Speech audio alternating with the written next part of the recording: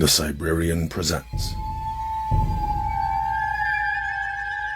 Robert E. Howard's Solomon Kane. The Right Hand of Doom. Images courtesy of Unsplash.com. Audio samples courtesy of YouTube Audio Library.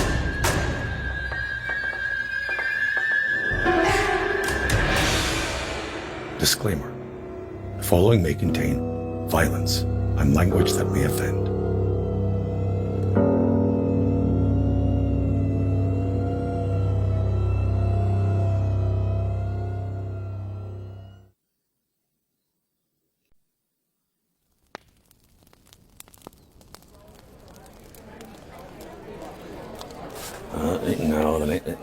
Yeah, so maybe, this, oh, he's just gonna be, and he hangs at dawn, ho ho! The speaker smote his thigh resoundingly and laughed in a high-pitched, grating voice.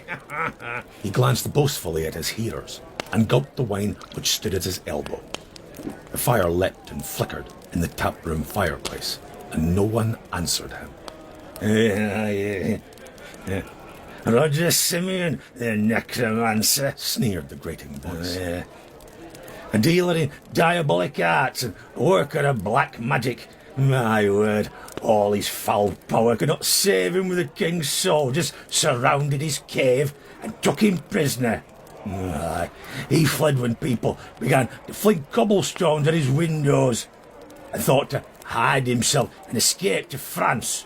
Ho ho! His escape shall be at the end of a noose and a good day's work, say I. He tossed a small bag on the table, but it clinked musically. The price of a magician's life, he boasted. Hey, what say you, my sour friend? The last was addressed to a tall, silent man who sat near the fire. This man, gaunt, powerful and somberly dressed, turned his darkly pallid face toward the speaker and fixed him with a pair of deep, icy eyes. I say, he said in a low, powerful voice, that you have this day done a damnable deed. Yon necromancer was worthy of death, belike, but he trusted you, naming you his one friend, and you betrayed him for a few filthy coins. Methinks you will meet him in hell some day. The first speaker, a short, stocky and evil-faced fellow, opened his mouth as for an angry retort, and then hesitated. The icy eyes held his for an instant, and the tall man rose, with a smooth, cat-like motion, and strode from the taproom in long, springy strides. Aye, who is yon? Asked the boaster resentfully. Yeah, who is he to uphold magicians against honest men? By God! He is looking to cross words with John Begley and keep his heart in his bosom. The tavern keeper leaned forward to secure an ember for his long-stemmed pipe and answered dryly. You be lucky too, John, for keeping thy mouth shut. That be Solomon Kane, the Puritan, a man dangerouser than a wolf. Redley grumbled beneath his breath, muttered an oath, and sullenly replaced the money bag in his belt. Are they staying here tonight? Aye, Redley answered sullenly. Rather I'd stay to watch Simeon hang in Talkertown tomorrow, but I'm London bound at dawn. The tavern keeper filled their goblets. Here's to Simeon's soul. God ha' mercy on the wretch, and may he fail in the vengeance he swore to take on you. John Redley started, swore, and laughed with reckless bravado. The laughter rose emptily and broke on a false note.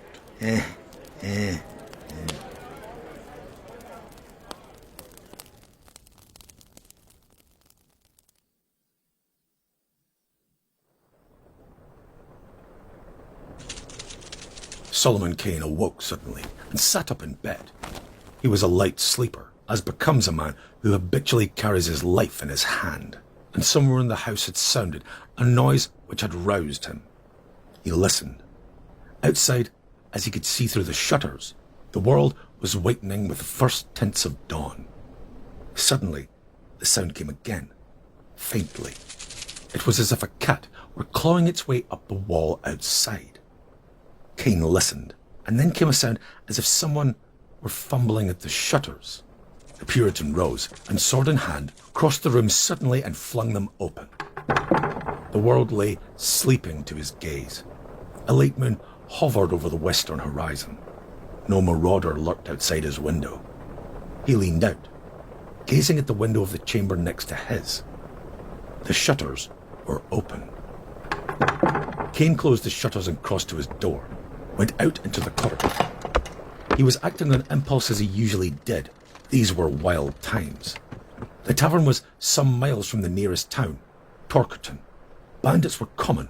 Someone or something had entered the chamber next to his, and its sleeping occupant might be in danger.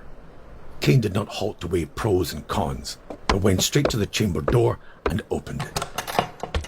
The window was wide open, and the light streaming in illuminated the room, yet it made it seem to swim in a ghostly mist. A short, evil-visaged man snored on the bed, and him Kane recognised as John Redley, the man who had betrayed the necromancer to the soldiers. Then his gaze was drawn to the window. On the sill squatted what looked like a huge spider, and as Kane watched, it dropped to the floor and began to crawl toward the bed. The thing was broad and hairy and dark, and Kane noted that it had left a stain on the windowsill. It moved on 5 thick and curiously jointed legs, and altogether had such an eerie appearance about it that Kane was spellbound for the moment. Now it had reached Redley's bed, and clambered up the bedstead in a strange, clumsy sort of manner. Now it poised directly over the sleeping man, clinging to the bedstead, and Kane started forward with a shout of warning. "Ho there!" That instant, Redley awoke and looked up. His eyes flared wide. A terrible scream broke from his lips, and simultaneously the spider thing dropped, landing full on his neck.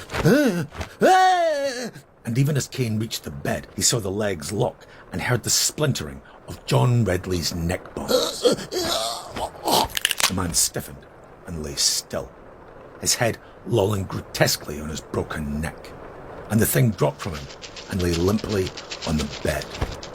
Kane bent over the grim spectacle, scarcely believing his eyes.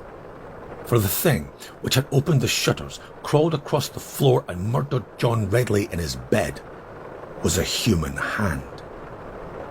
Now it lay, flaccid and lifeless, and Kane gingerly thrust his rapier point through it and lifted it to his eyes. The hand was that of a large man, apparently, for it was broad and thick, with heavy fingers, and almost covered by a matted growth of ape-like hair. It had been severed at the wrist and was caked with blood. A thin silver ring was on the second finger, a curious ornament made in the form of a coiling serpent. Kane stood, gazing at the horrendous relic, as the tavern keeper entered, clad in his nightshirt, candle in one hand and blunderbuss in the other. What's that? He roared as his eyes fell on the corpse on the bed. Then he saw what Kane held, spitted on his sword, and his face went white. As if drawn by an irresistible urge, he came closer. His eyes bulged. Then he reeled back and sank into a chair, so pale Kane thought he was going to swoon. "God's name, sir," he gasped. "let that thing not live. There'll be a fire in the tap room, sir."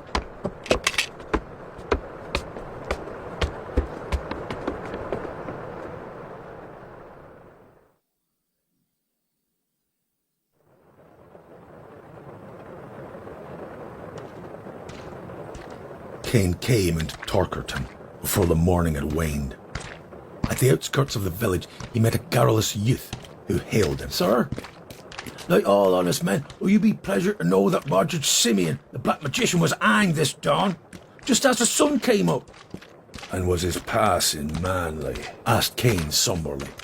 "Aye, sir, he flinched not. But a weird deed it was. Look here, sir. Roger Simeon went to the gallows, but with one hand to his arms. And how came that about?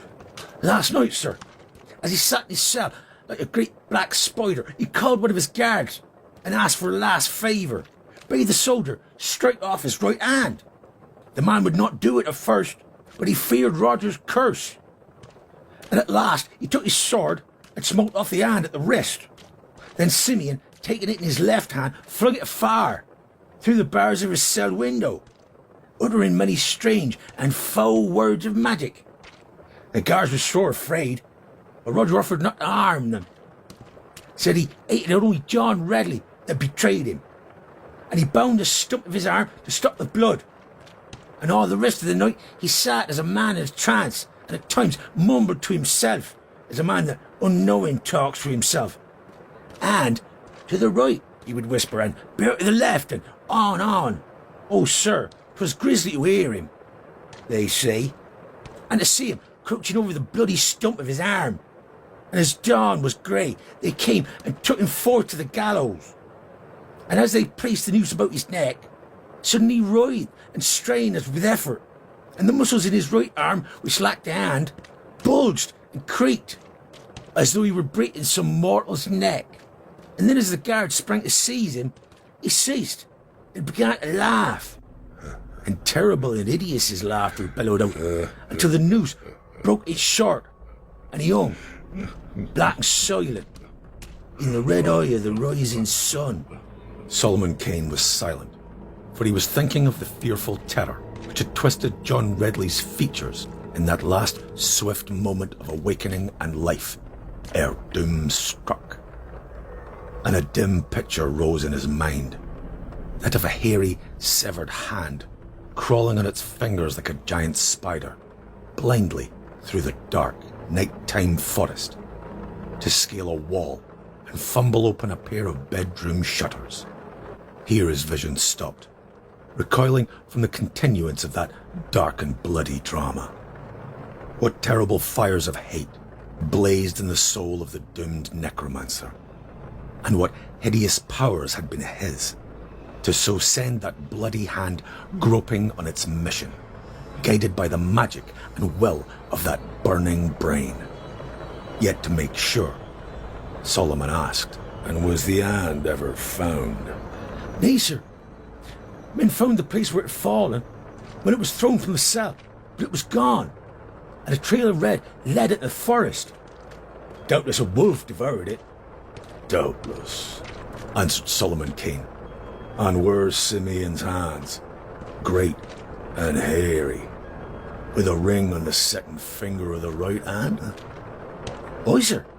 A silver ring, coiled like unto a snake."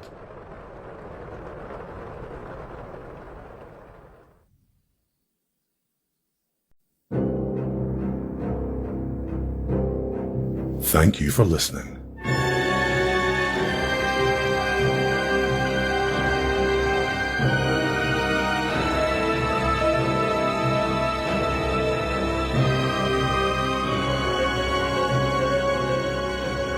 This has been a Cybrarian production of Robert E. Howard's Solomon Kane, The Right Hand of Doom. For updates, follow Vane Studios on Facebook, Twitter, and Instagram. Images courtesy of Unsplash.com. Audio samples courtesy of YouTube Audio Library.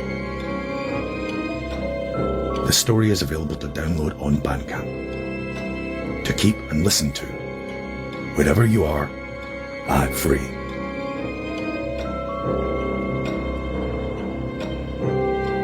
Please like, comment, share, subscribe, and hit the notification bell of the Cybrarian YouTube channel. And if you're feeling generous, buy us a coffee to support our work. All links in the description.